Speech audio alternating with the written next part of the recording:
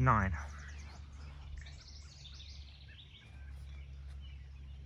The color that cowardice had printed on my face, seeing my guide turn back, made him repress his own heightened color more swiftly.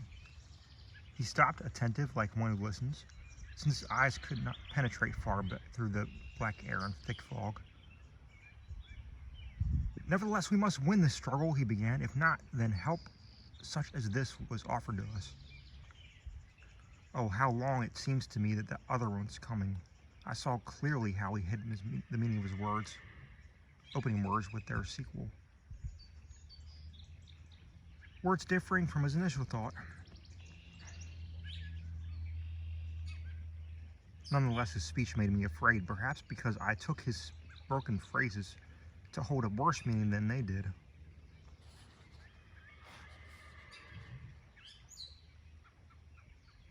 Do any of those whose only punishment is deprivation of hope ever descend into the depths of this sad chasm from the first circle? I asked this question and he answered me. It rarely happens, but any of us make the journey that I go on. It is true that I was down here once before, conjured to do so by that fierce sorceress, Erictho, who were called spirits to their corpses. My flesh had only been stripped from me a while. Well, she forced me to enter inside that wall to bring a spirit out of the circle of Judas.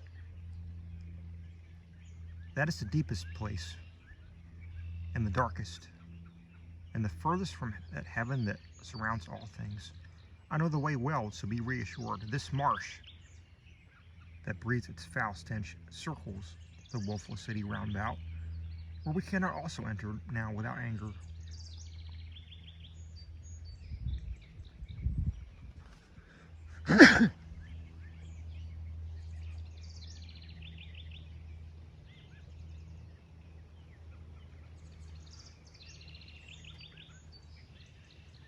And he said more than I do not remember, because my eyes had been drawn to the higher tower with that glowing crest, where in an instant had risen 3 hellish furies stained with blood.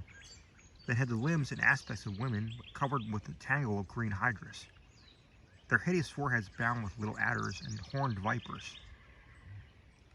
And Virgil, who knew the handmaidens of the Queen of Eternal Sadness well, said to me, "See the fierce Irenaeus, that is Megara on the left, the one that weeps. On the right is Alecto, Tisiphone is in the middle." Then he was silent. Each one was tearing at her breast with their claws, beating with their hands and crying out so loudly that I pressed close to the poet out of fear.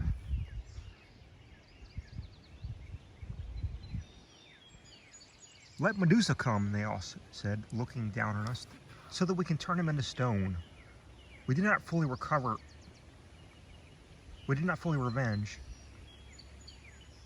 Theseus' attack." "Turn me back," said the master as he turned himself, and he himself turned me around. "Keep your eyes closed, since there will be no return upwards if she were to show herself and you were to see her."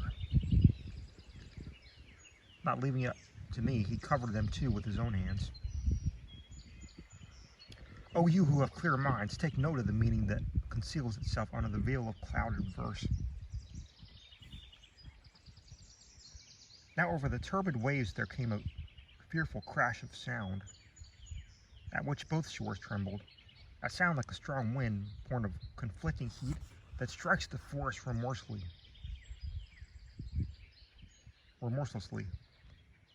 breaks the branches and beats them down, and carries them away, advances proudly in a cloud of dust, and makes wild creatures and shepherds run for safety. Virgil uncovered my eyes and said, "Now, direct your vision to that ancient marsh, there where the mists are thickest. Like frogs that all scatter through the water in front of their enemy, let's snake until each one squats on the bottom." So I saw more than 1,000 damaged spirits scatter in front of one who passed the Stygian ferry with dry feet. He waved that putrid air from his face, and often waving his left hand before it, and only that annoyance seemed to weary him. I well know that he was a messenger from heaven, and I turned to the master, who made a gesture that I should stay quiet and bow to him. How full of indignation he seemed to me. He reached the gate and opened it with a wand. There was no resistance. On the vile threshold, he began to speak.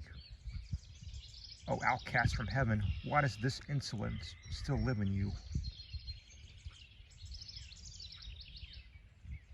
Why are you recalcitrant to that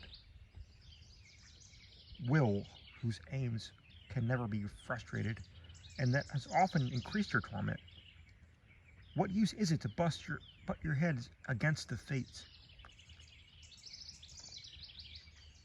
If you remember, your Cerberus still shows a throat and chin scarred from doing so.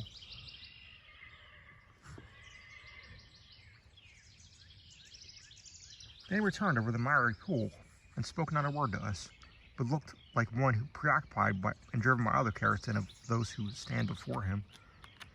And we stirred our feet toward the city in safety after a sacred speech. We entered Dis without trouble, and I gazed around as soon as I was inside, eager to know what punishment the place enclosed, and saw on all sides a vast plain full of pain and vile torment. As at Arles, where the Rhone stagnates, or Pola, near the Gulf of Cornaro, which confines Italy and bathes its coast. Where the sepulchres make the ground uneven, so it did here. All around, only here the nature of it was more terrible.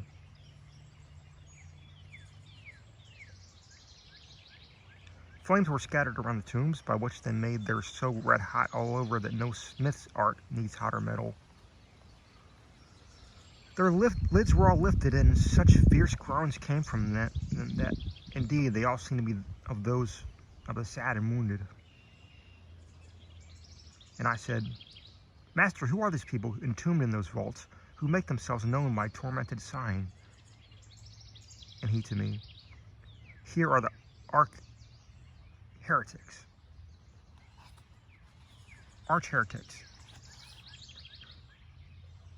with their followers of every sect. And the tombs contain more than you might think. Here like is buried with like, and monuments differ in degrees of heat. Then after turning to the right, we passed between the tormented and steep ramparts.